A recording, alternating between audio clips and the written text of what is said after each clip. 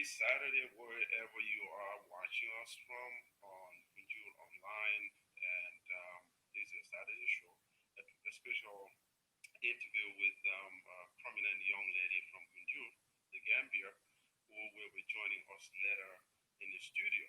And today is a beautiful Saturday, and we're hoping everyone is taking care of your families in this pandemic. You are all, some heroes, and you all make us do things that we do better. On Gunjur Online, trying to bring you information, try to bring you role models to this platform that will help nurture the culture of mentorship, the culture of innovation, the culture of entrepreneurship in our young people. And today we have our guest that is no other person than Zainab Faal. Zainab, welcome to Gunjur. Um, Hello, George. Thank you for having me. All right. Today we will talk to Zainab about wide-ranging issues from her childhood days back in Gunjur to her academic times, in the Gambia, various courses that she's undertaking, and to her current role working at the Gambian government. And this is important specifically because we feel that we'll have to create a platform where the role models, people that young people, especially young girls, that looks up to. And today, what makes this even more significant, for since I started the Saturday show, is the fact that Zainab is the first female that I've interviewed on this. And I wouldn't have given this to anyone else who is a male unless we get a female who will come here and talk to us. Zainab, if people that are watching, you have been a trailblazer in your area of expertise, being a public figure, a prominent public speaker, someone who a lot of young, especially young girls, look up to. I have seen you in numerous occasions where you have excelled really well, not just for you, but just bearing in mind the young ones that are out there, giving them the hope and the platform to understand that they can also be like you and even more. So someone, a young girl sitting down in Gunjur, Sifo, Sanyang, across the Gambia, who sits there and wonder, how did she came about? Can you tell us a little bit more about your background so we can have a of really what we're about to talk about? Um, Thank you so much, Abubacar. I am not, I'm not sure about the prominent figure part, but for those of us watching, I am Zainab, a young, passionate lady from Gunjur, and my story is just like any other. I've gone to school and I did my best to excel in my academic areas. So it's not, it hasn't been a smooth journey, just like for any other person, especially for a woman, and particularly for those that are from the area that I am from, like the rural Gambia. I'm So really hoping that she could make it now. yes, yes. So I've gone to the normal school system, Gunjur Primary School. Then from there to Gunjur Upper Basic School, and from there I proceeded to high school, Kids International Academy, and things happened between my high school and before I got my professional training in journalism with the Gambia Press Union, and other side trainings that I had, like the Young African Leaders training in Ghana. That's the alley. So, yes, the YALI program. So, basically, this is just a summary. Zainab is a girl that has a dream to achieve the goals in her life. And ever since she was very young, all that she's been doing is to pursue those dreams and do not take no for an answer. So, this is basically my life, and Alhamdulillah, I am here today because I struggled and I worked hard, and I am still working hard. To me, I haven't yet achieved half of the things that I want to achieve in life, inshallah. So, but I am grateful. Yes, I am grateful for coming this far. And I know what lies ahead is tougher than what I've already passed through. So I am prepared to proceed with my goal. So basically, that is me. And maybe later in the conversation, I can come to the specifics of Right. some of the things that I've been through. Yes. Exactly. Coming from a background that we all came from, like you mentioned, we all know the public school systems in the Gambia and how odds are against most of the people, especially young girls. We all know I never knew how to cook until I traveled from the Gambia or out of Yeah. the Gambia. I never knew Yeah. how to do laundry until I traveled out of the Gambia. Most of those tasks are just for girls and women cooking, laundry. Yes. Um, they still expect you to go to school, and Yeah. I don't have to cook, I don't have to do any laundry. I go to school. So you can always see the stark difference on the likelihood of someone being successful in, especially academically, than a male than a female kind of person. Yes. And so naturally, I wouldn't say naturally, these are man-made, but traditionally, this has been our situation for many, many years since we were born or before us. And just seeing someone who is a female to be able to go to a public junior high school, but then obviously to a private high school, which in a way, I'm just mentioning those because we expect people to excel more that goes to private schools, especially in the Gambia. In other countries, it's public, but I know most of the Western countries is private. But when you go to Asia, public schools are obviously the best. But what I'm saying is, people expect you to go to schools that are underperforming, and they actually translates that to be someone who probably in the future wouldn't be successful. So Yeah. some of the challenges academically that you face that you think because you're a female or because you came from an environment that you came from where was a result of those challenges and how you tried to overcome. Yeah, it's actually right. We have the disparity in our society, especially in the rural communities. Like for instance, maybe when I was going to primary school, I didn't face much of difficulties in terms of juggling my school with domestic duties.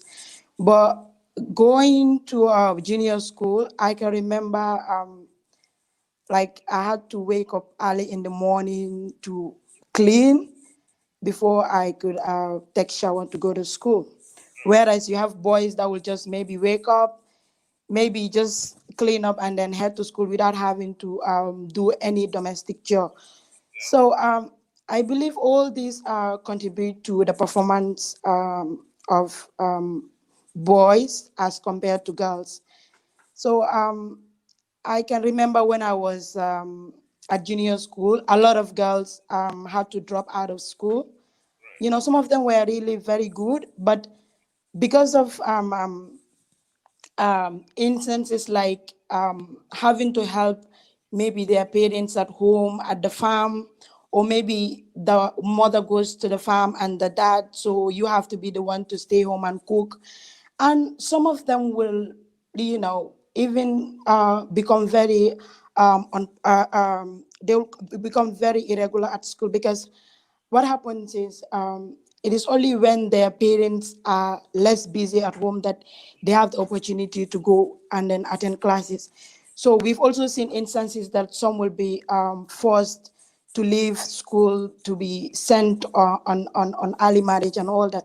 So we've seen all that, and this has really affected the performance of girls during that time, because I can remember when I was in junior school, I used to compete a lot with boys to the extent that I felt that they even hated me because I was willing to go to the extent that maybe other girls wouldn't go to. When there are debates, when there are quiz competitions, when there are drama competitions, I'm always out there. I don't even wait to be selected. I volunteer to take part. And I also endeavor to bring along other girls that I feel have the potential to do some of those things. So what you said is important, but I wouldn't say that I choose not to go to a public school like my high school because I felt the public schools were not performing well. I had my personal reasons for going to kids, and Alhamdulillah, the experience there has really shaped my thinking, and it has really enriched my academic journey. I know that we have challenges when it comes to women having that space to like express themselves, and sometimes I can remember at times you even feel that you have to kind of bring yourself down, like your level down, because to at some point you feel like maybe the boys around you feel intimidated. Some do not even want to get into a deep conversation with you because they felt like you are too clever for them. Right. You are kind of isolated to some extent. I don't know if you're trying to understand what I'm saying. I they understand they cat exactly they what. categorize you, yeah. They put you in a certain kind of category, but you also have the stubborn ones that would go at any length to prove that they can perform better than you. Right. Yeah, so all these are experiences that really hinder the performance of girls. But from a personal experience, um, I haven't experienced so much of the challenges of blending home chores. They really affected me. I wouldn't say I haven't been affected by the home chores and then doing my work, because sometimes when I'm close from school, maybe I have to wash the dishes, maybe clean, and then during weekends I have to wash. But you will realize that when it is time to study, I'll feel very tired. I'll just feel like going to bed than to focus on my books. So the impact of domestic chores and then not prioritizing, especially for the girls, education really has an impact on your mindset and then your energy and your overall performance to like have the zeal to do more and do better. Thank you, Zainab. I understand we're having a pretty low volume. The Okay. volume is really low, so I will go with an advert, and we'll be Okay. back. Stay tuned. We'll be back right. We will be right back here on Okay. All right. line. So just stay Okay. tuned. Okay. Blessed with the mighty Atlantic Ocean, fertile agricultural lands, and a strategic geographic location that gives an opportunity for a lot of people to explore and get into the business. Gunjur and the Gambia at large has experienced numerous shutdowns when it comes to economy, and especially this COVID time. Please join us as we embark on a journey where we explore different areas of our business sector, from agriculture, fisheries, and small business enterprises. Gunjur Business is in short called Gunjur Biz. This will be a platform that we will use to explore different business opportunities, especially for young people. We'll bring you on GunjurOnline all the business topics that is related to financing, operations, marketing. And we will use this platform to invite experts from different sectors of the Gambian economy and give tips and have a broader analysis of the general business sector. This will give us an opportunity to be able to discuss in a broader detail how businesses are affected when it comes to our environment, our natural resources being exploited by other people, but also how we can tap into the opportunities and also access capital, which is very crucial for the success of the businesses. But not only that, we won't stop at accessing capital. You know what else we're going to do? It's about the little operational processes that are needed in our business culture to build up cultures that's going to be successful. And that's going to be, most importantly, what? It's going to be sustainable for the success of the business. So we can transfer wealth. We can also transfer skills from one person to another to be able to live in a community that is thriving, a community that businesses, private sector, individual businesses nurture entrepreneurship and reward them. So please join me every week on Gunjur Online as we delve into all these areas of discussions when it comes to business success. This is your host, Abubacarr of GunjurOnline. Thank you for joining us, and I'll see you. Thank you so much for joining us. We apologize for lack of a good audio out there, but we will try to come here. I'm not sure if Zainab, can you hear me now? Yeah, I can hear Oh, you. perfect. So we had issues with the audio, and I had to get another one to come in. So all the same, you were mentioning about. So what I was trying to say when I mentioned about public schools was um, I was trying to say that because you went to a primary school that was public school, a junior Yeah, high school. So stacks like odds are always against people that went to public schools because we felt that many people that had foundations from public schools underperformed. So moving forward from that, you mentioned about challenges like domestic jobs that we always have to do. And I know for the male, we played a lot of soccer back then. That took a yeah, lot of our time. But you mentioned something here that is very critical. That is how people, especially male, feel intimidated. If you're yeah, someone who is kind of competitive, we always kind of looked at people who wants to be better as people who are showboats, like people who want to show off and all that, which is not the whole thing. I am sure due to your braveness since the childhood time, if you never had that zeal and courage, you wouldn't be where you are today because you will yeah. feel intimidated. You always feel that this is not for you. So at what time in your career, I know I've seen you, your entire life, how passionate you were even back then when you were going to school, doing commentaries, being MCs at the programs and hanging out with guys, right? Literally, probably you have more guy friends that are guys than the female, right? Yeah, So yeah, you were never intimidated by a presence of a guy, yeah. So I'm just driving at how confident you've always been. At what point in your career or in your life that you felt that, listen, I want to become a journalist? Okay. So before I go on to that, I would just want to buttress on a very important point Hmm. about the example that you give on students that attend public schools as compared to those that attend the private schools.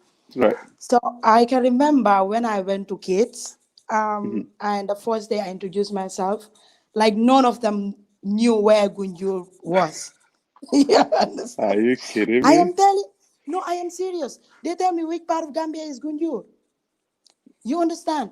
And I've had challenges because like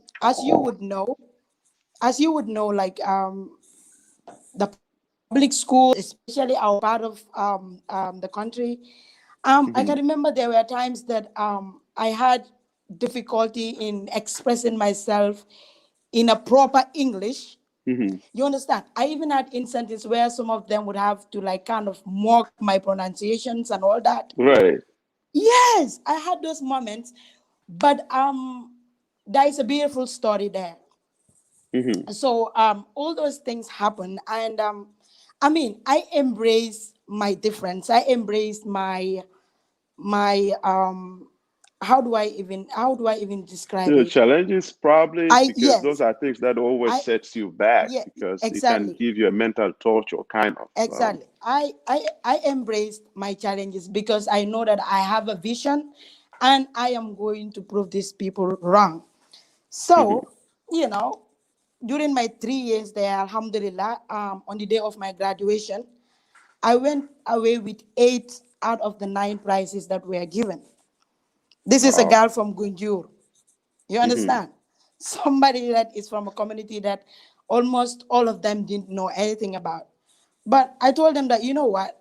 I know why I'm here and I am going to do well. And I Right. did well. You understand? So it is not about what people think of you or people's perception of you. It is what you believe you can achieve. So coming back to my confidence, if you like, I just want to interject here. I think that is yes, very, very dangerous, yeah, especially yeah, uh, many of us now. You have people from Gunjur that are in all over the world. I mean, in the yes, Gambia, right? But sometimes you go to a high school that probably you're the only one from Gunjur that was in exactly. that high school. I remember Yeah, that was my case. Obviously, we had a couple of them after my that I seniored, maybe after 1 year and stuff. And literally, you don't have no connection with most of these folks that are out there. It could yeah, be intimidating. You have to be really, really strong. But I mean, those little things that, were used to mock you or to say things about you or to create a little exactly. bit of joke or laughter about you, those Exactly, are yeah. things that can demoralize you and demean It you in a did. way that you can lose self-confidence. And Well, once you lose that, you really don't enjoy the environment that you're in. So Abubakar, yeah, Abubakar, I can tell you this. In fact, that was even the moment I said, "This is my place." right. Because to me, challenges will only make me better. Hmm. You understand? I understand at the time what my challenges were, and I worked on them. And what happened So, at the but end of what would you tell a kid who is a person probably from rural areas or from a local community yeah, that finds herself in an unusual environment, which is probably not always the case now, but back yeah, then it used to be a lot of those exactly. cases. Yeah. What would you tell them? What were the things that you did that you felt that helped you a lot to keep you focused? Yeah, what I will tell them is that I believe in one thing which is very important, and that is believing in your capabilities, and Hmm. then also investing time in creating what your weaknesses are, and Hmm. focusing on them or working on them. So, what I will tell them is that you don't let what other people think of you derail you or set you back. Right. What you have to do is to set your eyes on the goal, and that goes with personal development. Hmm. And by personal development, especially for a student, is you have to be constantly reading. Right. You understand? Hmm. Maybe like during that time, yeah, the internet was popular for research, but we depended more on our textbooks and maybe other reading materials. So what I can say is that just believe in yourself, know what you want, and go for it. Anything that you come across, any material, whether written or audio or video that you feel you can access to develop yourself, you go for it. And you don't allow somebody's perception or somebody's remark about you derail you back. Yes. Before I go further, I know this is becoming an interesting conversation. That you have a Yep. bunch of folks that know you your entire time that are really Yep. proud of you, even with the huge age gap. This one of them, Ibrahim Jammeh. It's just and Ahmed Manjang uh, call you his niece. Um, and Zainab, Ibrahim said that we're proud of you. You can see that, Zainab. Yeah, And yeah, yeah. welcome, Zainab. Very proud of to see you on Gunjur Online. And Ahmed also mentioned that thank you, Gunjur Online, for bringing on my beautiful niece. Um, So yeah, you have one Sammy that says, looking forward to hear some effective conversation here. Absolutely. We're trying to build this up. Um, yeah. So Zainab, those are a few of the comments that came through. And as we progress, all those challenges, I think some of them are really hard to explain, like the Yeah, psychological aspect of exactly. it that I Yeah, just mentioned, that many yeah, of us who were a minority in some of the schools, being public or private. Usually it happens at private schools more because you meet people at high schools or junior high schools that are um, were together since they were in elementary or nursery school, kindergarten, if you like. And many of us who've not been to primary school, junior or high school, just went straight and just did a grade 9 exams and then went to high school. It's even more of a torture than anything else because yeah. you kind of not accustomed to that kind of environment and there. So if since you moved on to that, what was your first, say, pretty much of a career where you figured that, okay, I want to do journalism, I want to read a lot. You've been reading a lot and you gave out the solid advice that kids definitely got to read because that's what's going to build you up. It's going to build you up in a way that it will be a fighting spirit to know that I want to be better because Yeah. you cannot take the bullies.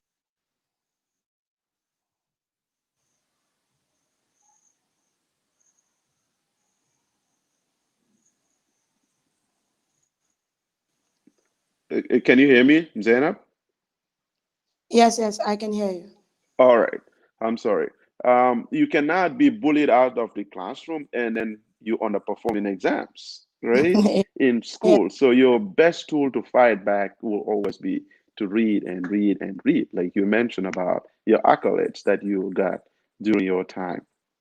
yeah. So, what was the transition like from high school, try to find a job, and a lot of places will be like, okay, hey, we don't have a job for people that are inexperienced. But Yeah. I know you've been doing a lot of activities that anyone who know you before will know where you're heading at. Yeah. How was that transition like from high school, try to figure out a career path for yourself? Okay. I would say my interest in journalism started as early as primary school. I can Mhm. remember I used to watch Nana McDowell on GRTS. Yeah, I can say she's like Do you try to one. talk like her? Do Not you try really. to imitate what she does? I mean, like just Yeah, try to pretend as if maybe you're joking. reading Exactly. Yes, I do that a news. lot at home. I do that a lot at home. I will just sometimes maybe I'll just gather, the kids around and then hold the paper, pretend as if And read the I'm news to them. reading the news and all that. So I fell in love at as early as primary school. I fell in love with like her presentation, even though at the time I didn't know what qualities a good presenter should have and all that. But the way she comported herself during the news and the voice, the intonation and everything, and I was like, and I follow the other reports, like during the news, the reporters that will give reports about other places. I'm like, you know what? I want to be a journalist. But to me, I was like, I want to be a journalist because I want to be traveling the world and then telling stories of other people. You understand? That is Hmm. how I was thinking. So Right. yeah, so I proceeded with that from primary school. At junior school, I joined different clubs and I used to actively take part in debates. I can remember a couple of times I represented my school, at regional debates and also at the district level, quiz competitions and drama. So I would say my confidence or my participation in Hmm. drama competitions. There was a club called Peer Health, and I was a key member of that club. I think that really helped to boost my confidence because weekly we will produce short skits on trending issues Hmm. about the environment, about public health, and then present in front of the assembly. So also, it was also during the time that I had the opportunity to serve as head girl during during my junior school. So I think all those experiences and all those exposures really helped me to shape the person that I am today. And and coming back to journalism, so I can remember immediately after high school, while waiting for the results to come out, I said to myself that I want to do something. At least I cannot just wait for another 1 or 2 months waiting for the results and just not doing anything. So I decided to write to Gunjur Radio, Right. Janikoto FM. Yes, I wrote to Janikoto management, and I was called for a short interview. That they read my application and then my interest in joining the team and all that. So I can say that was where my journalism career started, at the Janikoto Radio. So while I was there, yeah, go ahead. Yeah. Go ahead.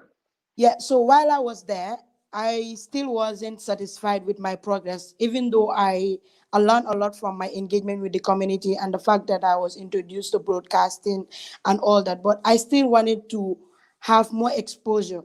So I knew about the Daily Observer. I've read sometimes, some copies with my dad and all that. So I tried to get the contact of one of the editors at the Daily Observer, and I contacted him that I'm interested to do an internship. So I was invited for a short interview, and at the end of the day, I was accepted to be an intern. So that will be Hassan and Hataf Fadila. They really helped during my time at the Daily Observer, and of course Alaji Job. So I was there during weekends. I'll go to Gunju, do my shows at the radio, and on Sunday I'll come back, go to Observer, and then continue with my freelancing. I was getting paid according to the number of stories that I mean, yeah. So basically, okay, you've written and it gets published, yeah, right? exactly, yes, and I get paid. So I was there, and I still felt that I need to develop myself more. So I was restlessly looking for opportunities. So I came across an advert, a call for application for a scholarship to study journalism at the Gambia Press Union.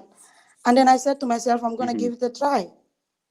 So I applied, and fortunately for me and Was another this while you were at the Daily Observer. was this while you were an intern at the Daily Observer and you also Freelance, doing a yes, show at Janikoto in Gunjur?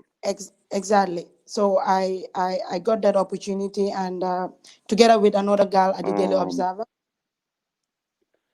Zainab, I'm not sure. It looked like your audio. Um, Zainab, your audio is not coming out. I'm not sure if it is from here or your end. Okay. How is it now without the earpiece? How is it now? All right. We will have a short break while we try to fix we're not sure. I'm not sure why I'm not able to talk to Zainab is not. So Zainab, if you can, I'm not sure if you can hear me. Yeah, I can hear you. You can hear me, but I cannot Yes. hear you. So we will definitely will try to. So we were talking to Zainab. Zainab Faal was once a Gambia editor of GunjurOnline, who is talking about her journey and into being a journalist. And today she works for the Gambian government. And Zainab has done extensive training in different areas that are related to journalism, media, and public speaking. And we will just go on a short commercial break and we'll be right back. Blessed with the mighty Atlantic Ocean, fertile agricultural lands, and a strategic geographic location that gives an opportunity for a lot of people to explore and get into the business. Gunjur and the Gambia at large has experienced numerous shutdowns when it comes to economy, and especially this COVID time. Please join us as we embark on a journey where we explore different areas of our business sector, from agriculture, fisheries and small business enterprises. Gunjur Business is in short called Gunjur Biz. This will be a platform that we will use to explore different business opportunities, especially for young people. We'll bring you on GunjurOnline all the business topics that is related to financing, operations, marketing. And we will use this platform to invite experts from different sectors of the Gambian economy and give tips and have a broader analysis of the general business sector. This will give us an opportunity to be able to discuss in a broader detail how businesses are affected when it comes to our environment, our natural resources being exploited by other people, but also how we can tap into the opportunities and also access capital, which is very crucial for the success of the businesses. But not only that, we won't stop at accessing capital. You know what else we're going to do? It's about the little operational processes that are needed in our business culture to build up cultures that's going to be successful. And that's going to be, most importantly, what? It's going to be sustainable for the success of the business. So we can transfer wealth. We can also transfer skills from one person to another to be able to live in a community that is thriving, a community that businesses, private sector, individual businesses nurture entrepreneurship and reward them. So please join me every week on GunjurOnline as we delve into all these areas of discussions when it comes to business success. This is your host, Abubacarr of GunjurOnline. Thank you for joining us, and I'll see you. Once again, we welcome back. I'm hoping, Zainab, you can hear me now. Zainab, can you hear me Yes, now? I can. Yeah, I can hear you loud and clear. So it appears I cannot still hear you. We will just do a quick commercial break again, and while we take care of some little technicalities here.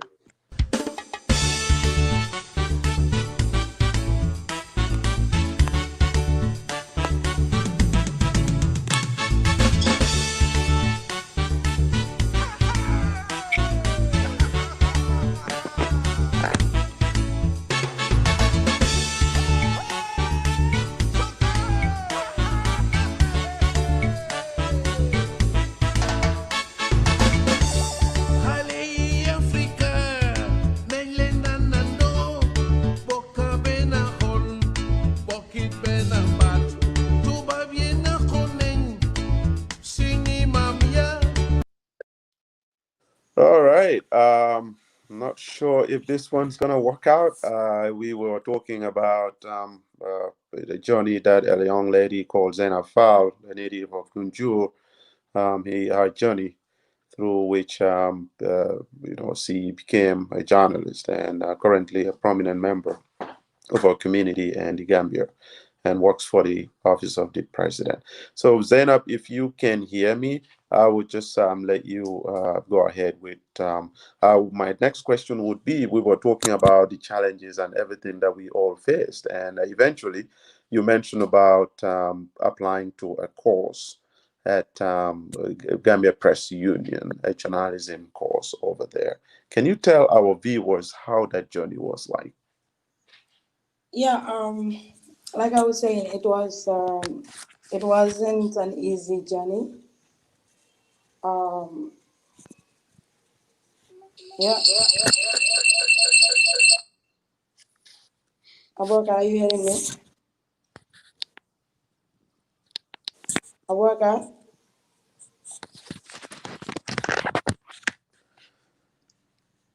Yeah, Abubacarr, are you hearing me?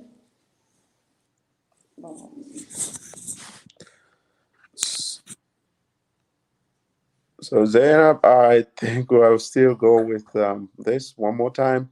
We will definitely be working to get this fixed, and if you can't, I can't hear you. I'm not sure the reason. I will have to work through this, and if we are able to bring this up, then that will be fine. Otherwise, we will bring another show back here.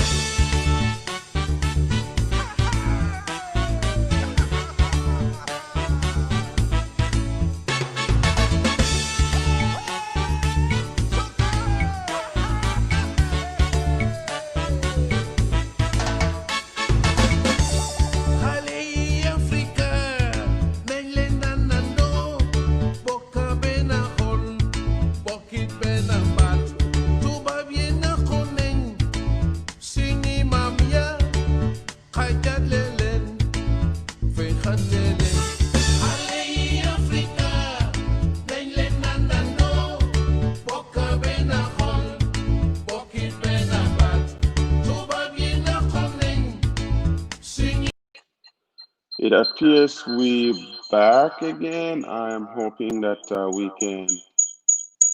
Um,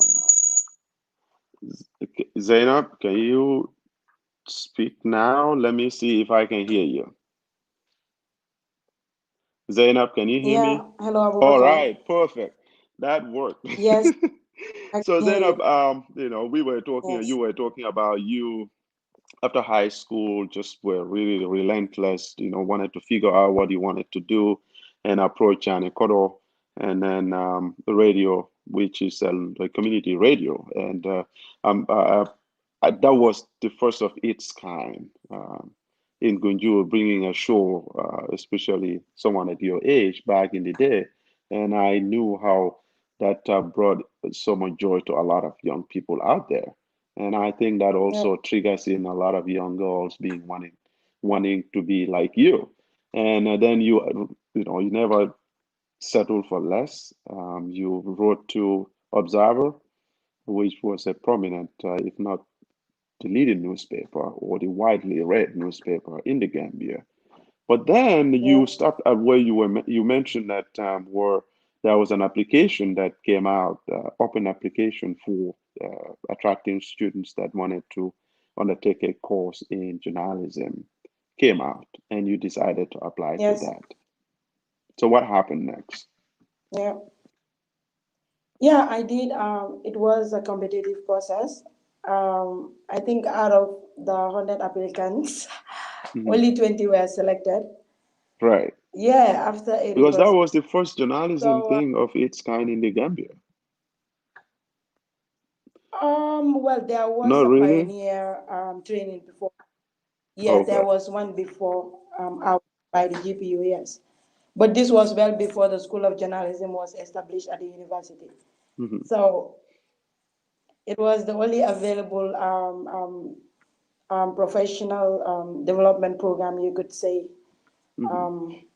at the, yeah, apart from other institutions offering certificates in journalism and all that. So Right. yes, I went through the program. It was 2 years, and Alhamdulillah. So from there, I went through different processes of now, getting jobs, communication related jobs, and at some point, I felt I was found between following my passion and also making a living because Yeah. yeah, I love this and I want to pursue it further, keep writing and get my stories published and all that. But at some point, I also felt that I need to go into something different and then earn a living from it. Hmm. So yeah, maybe that would be a long story, but I've been through. Maybe before we conclude the conversation, I can go into some of those things. But I can say that since I graduated from high school in 2010, I haven't for a month sit without doing anything. I cannot even Right. remember.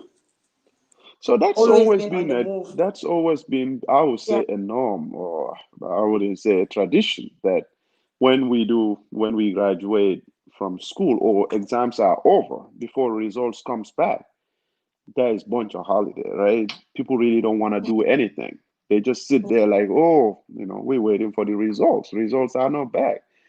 And I think it's good that you're mentioning this, because we want young people's mind to be changed for better, yeah, to understand that you don't have to sit 2 months, 3 months to wait for the results. Back in the day, results used to take forever, and you don't do yeah, anything meaningful. Imagine if you could do something for 1 month, 2 months, how that's gonna add up to your experience or expertise or any skills that you want to learn. So I think that's something important that you mentioned.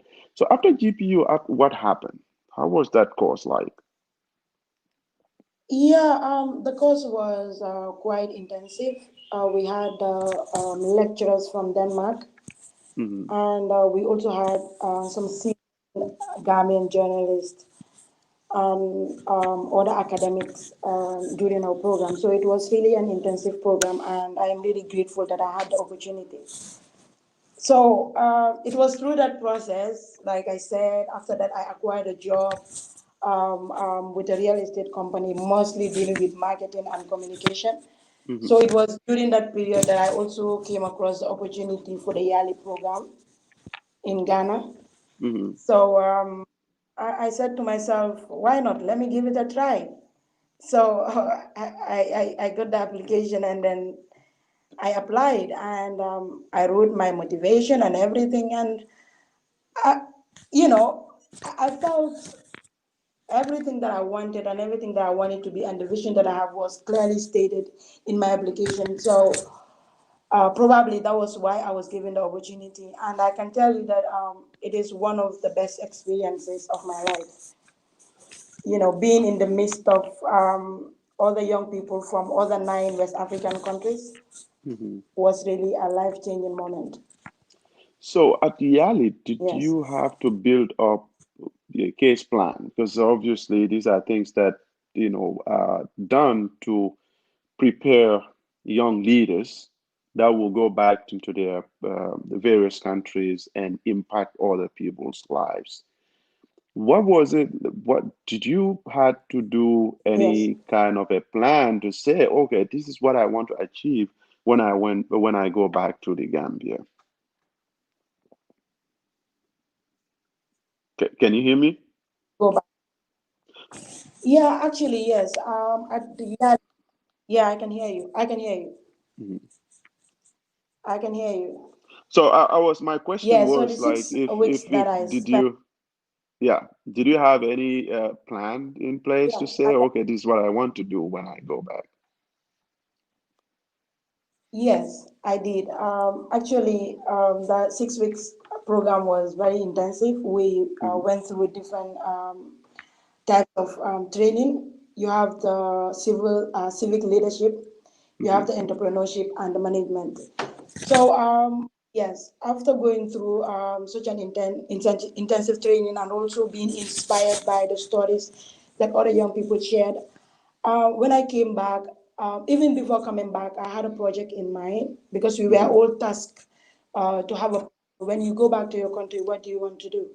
So Right. to me, my focus was to help my girls, help the girls in my community, Hmm. because I know and experience how it is like to grow up in a community that I grew up in, to grow up in a community that I grew up in, and I know some of the opportunities and some of the limitations that were there. So what I planned to do was to come back home, establish a mentorship project Hmm. wherein girls will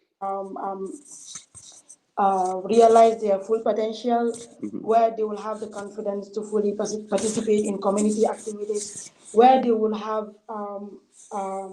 the confidence to go for the things that they are really passionate about without having to think about somebody telling them that they are not good enough. So this was really a project that I came back home to do, but due to circumstances beyond my control, I wasn't able to successfully initiate some of the things that I wanted to do, even though I had my individual mentorship programs with some of them. But on a larger scale, I am still working on that, and I can tell you that it is at a very advanced stage at the moment. So there are still plans to make that up. You mentioned something that is very important. I mentioned it on my business talk shows, on political shows, on anything. That is mentorship. And I think Gambia is not taking advantage of mentorships. We don't have plans to be mentors in our different communities. And I think that works against us.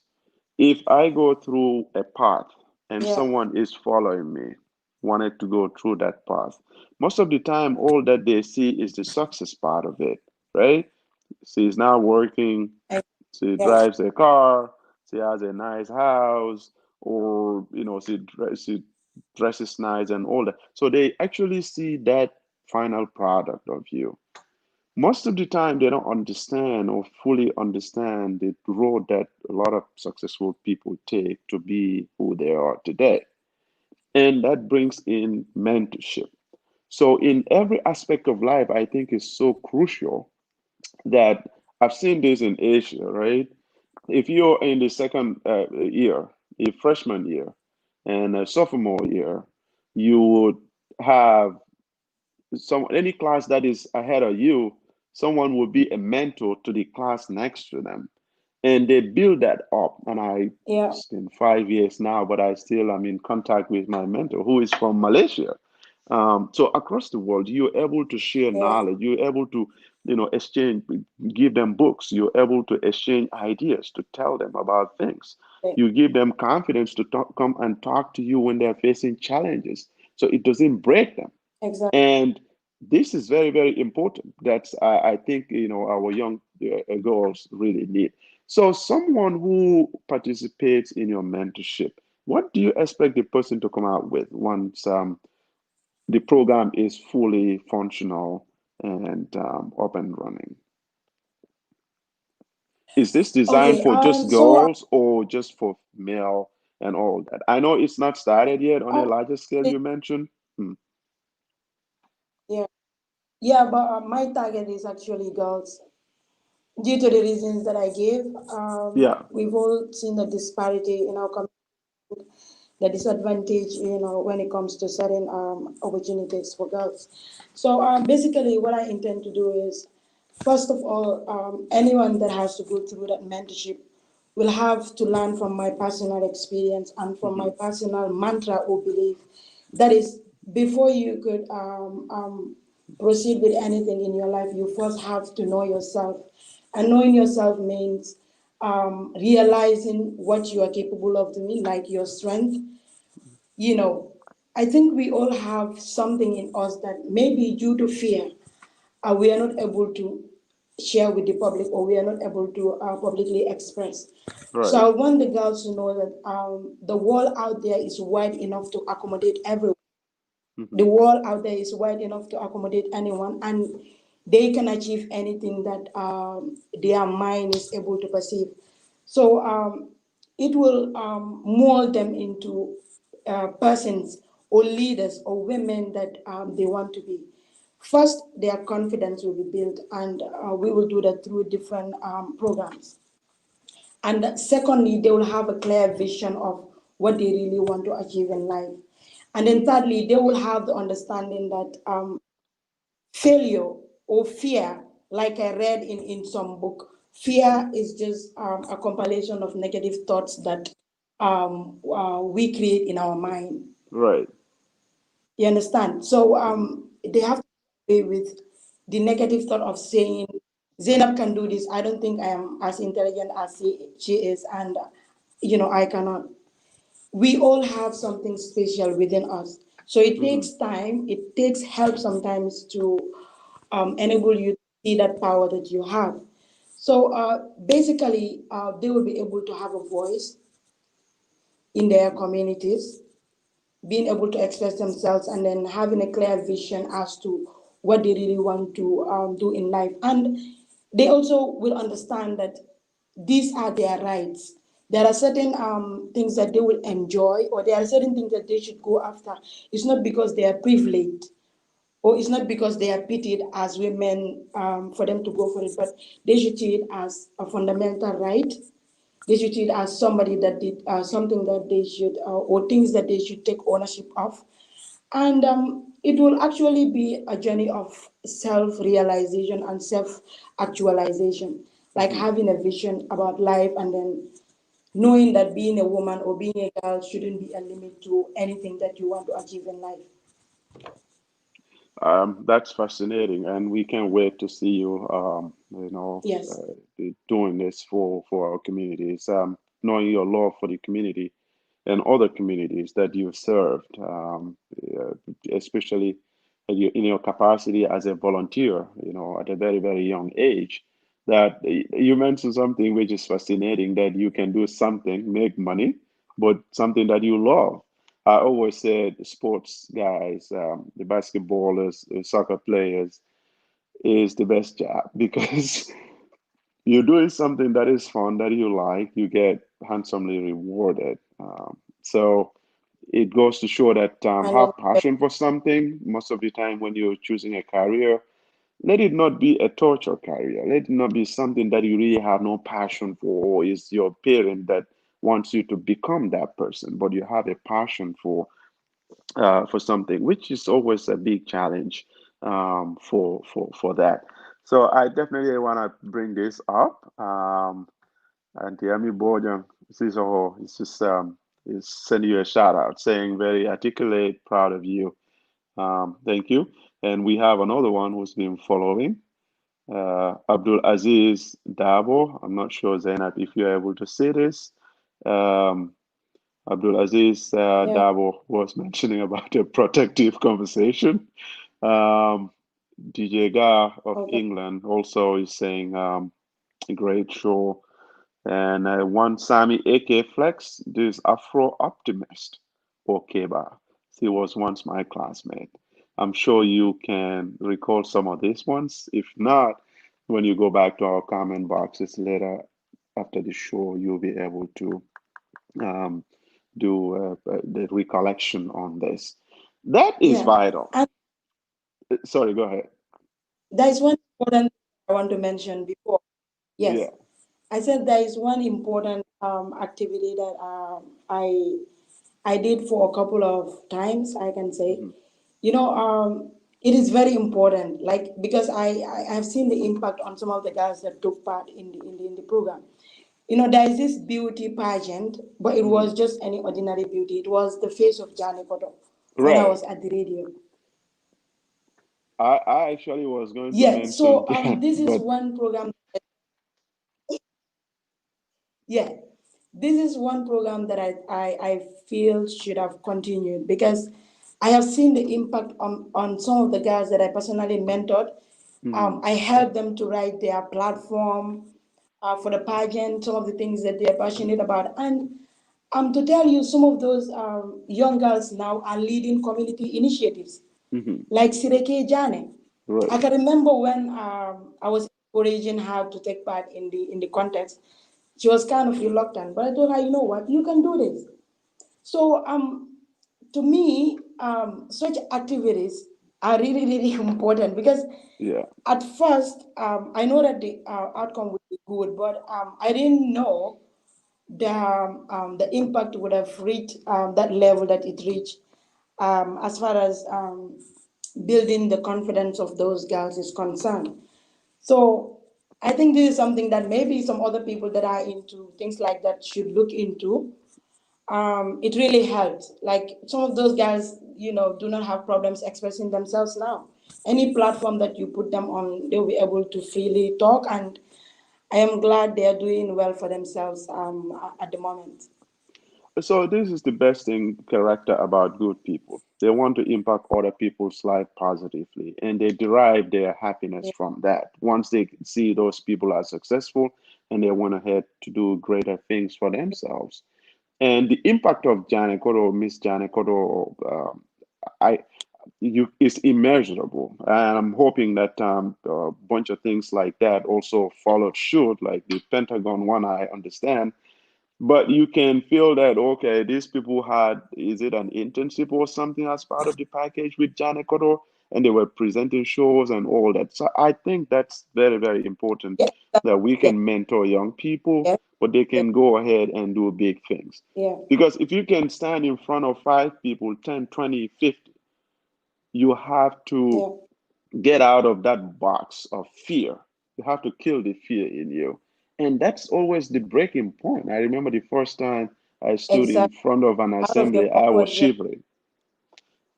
I was shaking. I couldn't say much due to it. But I know. after you've done it time and time again, people give you Yeah, tip and they mentor you into it. You become good at it.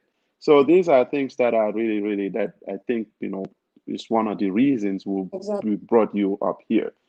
Going forward, you worked for a bunch of media houses, online media, Yeah, um, including Gunju Online as a Gambian editor in the Gambia, and you went ahead and worked for others. Currently, you work for the president's office.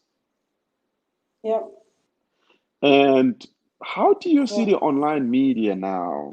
What impact do you think it has impacted? I will focus more on the positive one, but also if you can use some things that you felt that especially young girls can be careful of, because we've seen how media outlets be saturated online.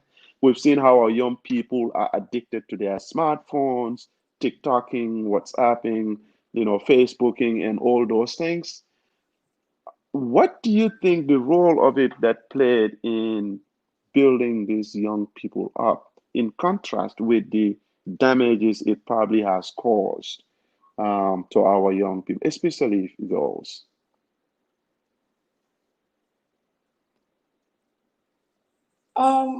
First of all, as a journalist, I would say that information is power, and it is basically one of the reasons that I even went into journalism because to me, when people are informed, they are empowered.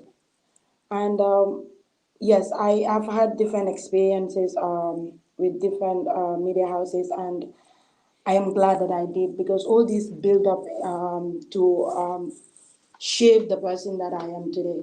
So looking at the Gambian media, I would say I am happy that a lot of young people, especially girls, are going into the media landscape. Like in those days, you only see a few women, like mainly on the only broadcaster that is GRTS. It was like dominated by men, like broadcasting news and other programs. But we have seen women anchoring current affairs programs. We have seen women going into the field and giving life reports. We have also seen women taking initiatives of training other people on media and journalism in general.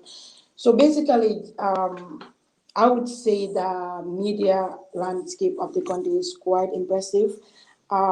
Like information spreads faster than it ever used to be. So I think in every success story there are challenges. We still have some challenges with the media, especially the online media, and that is the content. But um, from my journalistic part of view, these are challenges that have ever been there. So Right. I think what is important is to focus on the information that you really important to you, Hmm. and you consume that information and make good use of it. But if you look at like young people and smartphones and all that, most of us now spend more time on our smartphones than with our family or even reading books. Hmm. But it is a common knowledge that the internet um, is is a resource center for anyone that is looking for information to use personally or Hmm. for material to develop yourself. There are immense resources, free resources online that you can actually use. But unfortunately, for most of the girls, the only maybe platforms that they are interested in Facebook, Instagram, Twitter, maybe. And when there are other platforms that one could actually get materials on, read, develop Hmm. yourself, and have the ability to positively impact the lives of other people, and of course upgrade yourself and prepare yourself for any future undertakings.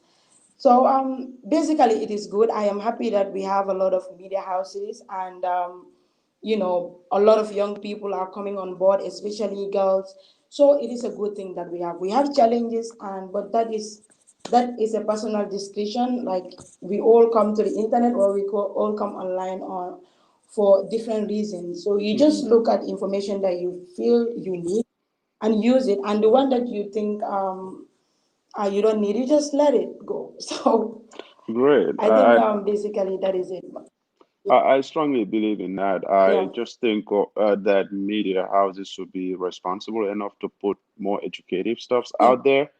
But I also Yes. think it's always important through the mentorships that you mentioned about to talk to young people Yeah. to understand. Because one thing we have to understand is that we are not the only ears, we are not the only voices in the ears of our young people. We will Yeah. never be the only voices. But what we have to try to do is to be the best voices in their ears, to make sure Absolutely. that they can make the right decision out there. If they come in contact with an information or video or anything, they'll be able to spot that, okay, this has been crooked or this is not for me. This is not something. So they should be able to have the capacity to make best decision after consuming that information on what to consume as well. So I think Yes. that's a key important thing. And you just mentioned something that is very relevant, how the media landscape has changed and seeing Yeah. women being trailblazers in the media industry, Yeah. anchoring events, being proprietors or founders of media houses, Exactly. especially the online media. So that Yeah. just, you were mentioning that, and Ms. Suso and Auntie Ami Bojan Suso just sent a comment, which I just think I'm going to task you to get her on Gunjur Online. So we can talk about her days at GRTS radio when they used to what things that they were doing before. And now technology, things have shifted, and there were very few players, female players in that area. I remember When I was young, she came to cover a news with a small radio. We couldn't believe what that was. And they were like, oh, you can record things on this. And today we're sitting here, we're interacting with her on this. So she said, good way confidence, um, to build confidence among young women. So she was buttressing on the points that you made, how, like the purgings that, also change the mindset of people to know that, okay, pageants are not just beauty pageants. These are things that people go and perform. They display their intellects. They can talk about their Yeah. platforms, how they can, after this, because probably they're going to be elevated to another level of social status or fame, if you like, where people can say, oh, that's Miss Janet, oh, that's Miss Gunjur, Miss Yes. Gambia, Miss World. So now, after Yes. you get to that level, Yeah. you have the ears of people. People will listen to you. So when people listen to you, you're expected to be a responsible figure Yeah. that gives Exactly. those people the right thing that's going to benefit them. And I think that just portrays his. So Yeah. now going forward, many young girls sit behind their TVs and watch you speak melodiously, articulately, and talk to the nation, if you like, the world, because most of these things are online. Yeah.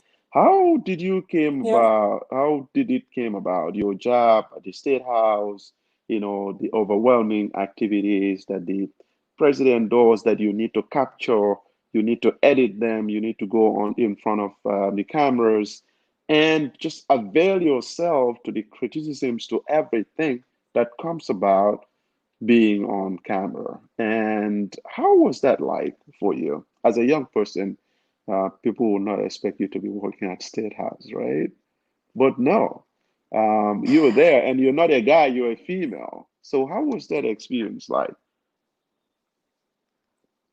especially the initial Well, stages of it? that experience, I would say, is not like any other. Or like Mhm. when you mentioned the office, like the Yes, name alone is kind of intimidating. right. So, but then I I am still on a journey of discovering myself, Hmm. and I am still on a journey of impacting our lives positively. So the journey of self-discovery and the journey of positively impacting the lives of other people is never an easy journey. Hmm. But being the optimistic person that I am and believing that whatever I set my mind to, I can achieve. I felt that, yes, it is a challenge that I am working there, but I also feel that I am up to the task. And I also understand the nitty gritties of the job. Hmm. So to me, I am happy that I am working for my government. Hmm. And I know working for government is not very lucrative these days, especially among young people, because we all want to be working at offices that are highly paid, or Hmm. jobs that are highly paid, or places that we will not be subject to criticism. But all these things are things that I am aware of and I am ready for. I prepared my mind that anything that any challenge that I come across while working there is all towards helping me to be better than I am. So working there for me is a great experience, and I learn every day. I learn from people around. I learn from my boss and my colleagues. So to me, it is not one of the toughest jobs I can say, but the challenges, there are challenges just like any other job. But Hmm. one thing I can say is that I am happy, and I know that the experience that I'm getting from working there through my daily activities and the other things that I do will go a long way in shaping the person that I become in future. So, I mean, I am Sure. mentally prepared for the criticism, and I feel that people have the right to express themselves. So it has never been a problem for me, and it will never be a problem for me to be a subject of criticism. And I look at those criticisms and then take the constructive ones, use them to develop myself further. And basically, that is how I am coping. Absolutely. I mean, you control what you control. You control what you Yeah, can, and just leave what you can. yeah. What's the daily activity like on a normal Monday, Tuesday, Wednesday of your job at the State House? I am curious, and thousands of followers Um, probably are curious, because not everyone have the same okay, opportunity to work there, right? But especially as a female staff, okay. what's your day to day like? Because you mentioned that it might not be lucrative. I understand, right? But this can also give a wealth of experience that even private sector jobs cannot give. You're dealing with dignitaries from Yeah, different countries with different cultures, different backgrounds, expertise, you know, professionals from different backgrounds. And you are the face probably of your nation on that. So that's a monumental task that you probably, after doing it many years or many months, you feel comfortable with. You don't understand it, but people watching outside can understand how monumental this could be, because you have to represent the country as a face of that country. Whatever you say about the president or about the press secretary or whatever has to be in line with whatever your agendas or whatever is, and also have to deal with that. So, what's your day-to-day activities like at the State House? Anything that you can share? um, I am not, yeah, I am not sure. I can, yeah, basically, a normal day is getting the schedule from my boss and knowing what's happening, whether there is a diplomatic engagement, or any other activity that requires my attention, and then Mhm. we collectively work together at our office. um, um, we work as a team, so it's not like one individual doing everything. Like it is a chain work from one person to the other, and then until we are able to get the information out. So basically, what a day is like is to get the schedule, know what is on the schedule, and then, I mean, it is. I'm not able to list all the things that you do, Right. because it is I don't even know how to explain it. It A is a collective continuous job, I can understand. um, um, yeah, and then things happen like continuously. So it's not like only on Mondays there is a specific thing that you do, or on Tuesdays there's a specific thing that you do. But the most important thing is we try as much as possible to bring out information about the president and the presidency, Mm. like his activities, and if there is any information that should be out to the public, we endeavor to bring it out for people to know what is happening, and also use that information in their own ways.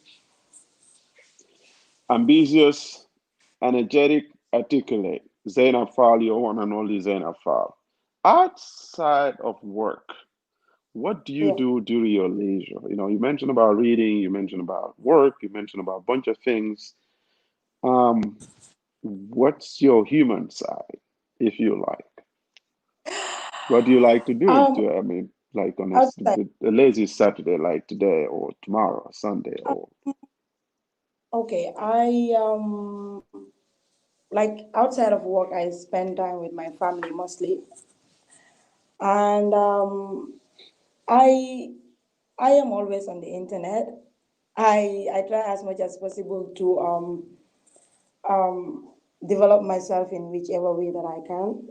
I do a lot of training, mostly if I come across free training opportunities, I grab them. And I also love movies. I would say that anybody who knows me will know that I love watching movies. what was the last movie you watched? Yes. What was the Um, last one that you watched? the one that I'm currently watching is a Spanish series. Okay. Do you speak Spanish? Yes. No, it's actually translated in English. So All right. yeah, and I also read, and I do exercise at home. Yeah, Okay, not push-ups. very, very regularly, but I also do that. Just some exercises that will burn calories and help me to stay fit.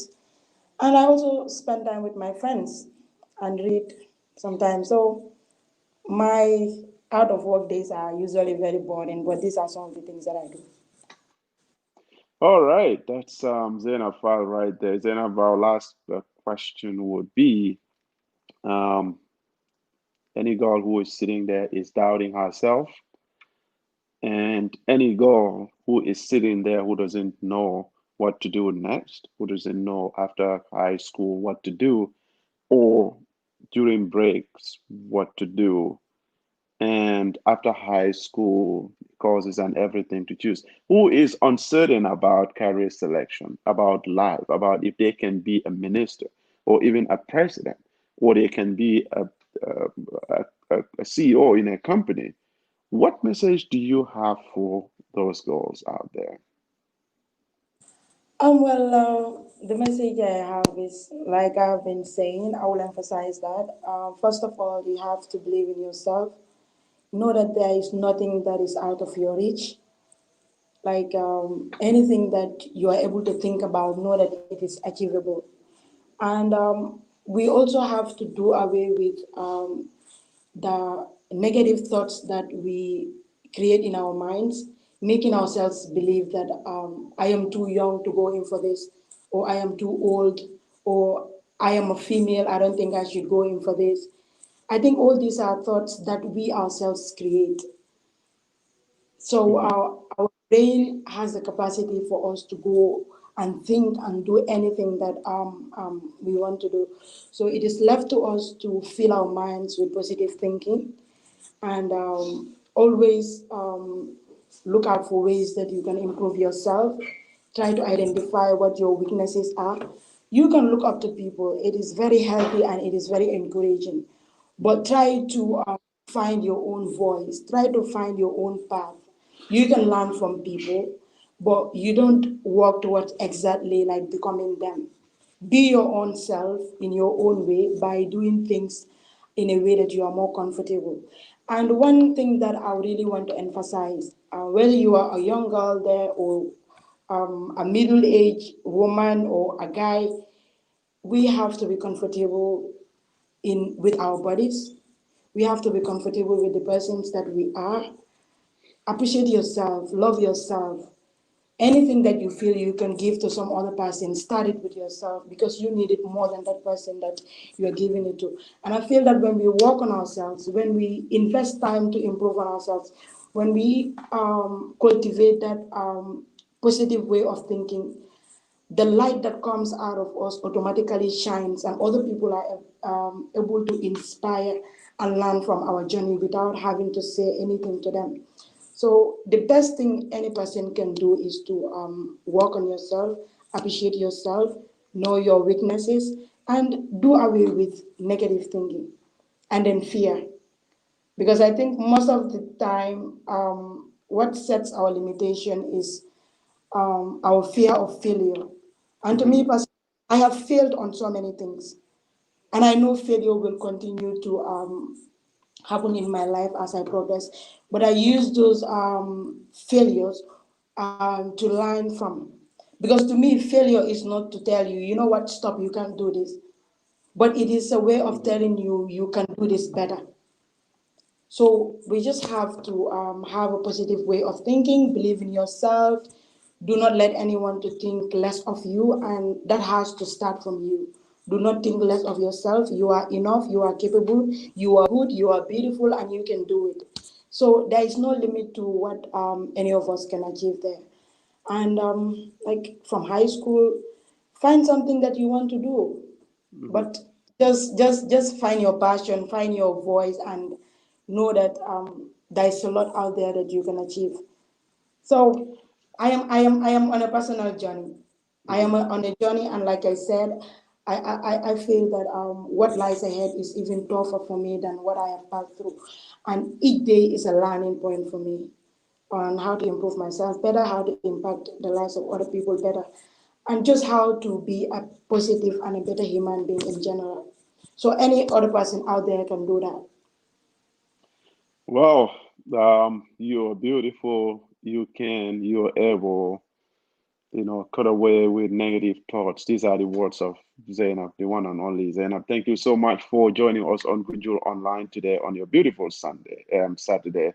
And we're thrilled to have you. And you are a voice of reason, and you are a voice of leadership. You are a voice that a lot of people looked at and listen to and take it seriously. If they've seen your journey, they know it's from the heart, and they know that you come here and sit and talk to them about things that you yourself have gone through, and you learn from them, right? And the challenges that you mentioned. So thank you so much, Zainab, for joining us on Gunjur Online. Yeah, and thank you so much, Abubacarr, for having me.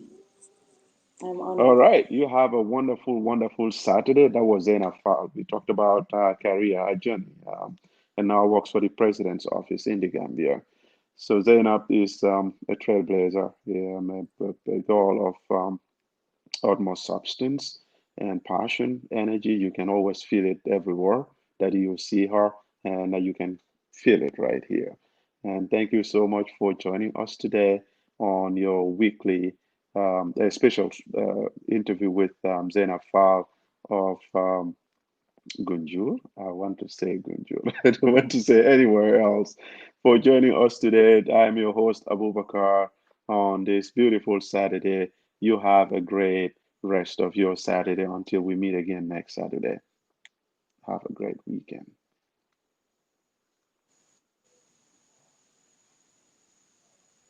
All right.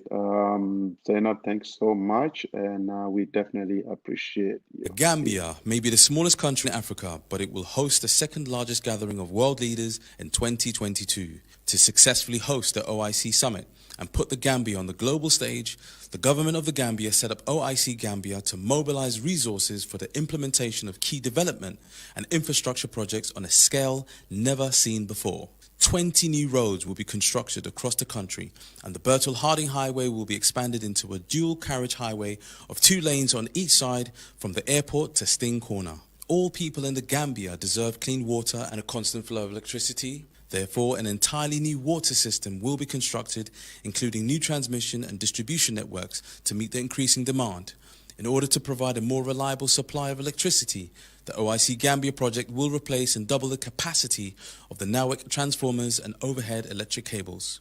We will equip the police with modern apparatus and technical training in an effort to keep the streets of the Gambia safe. By building the largest international conference center in the region, a 5-star hotel with state-of-the-art facilities, first-class mobility services, and improving the VVIP experience at the Banjul International Airport, OIC Gambia will position the Gambia as the leading conference destination in West Africa.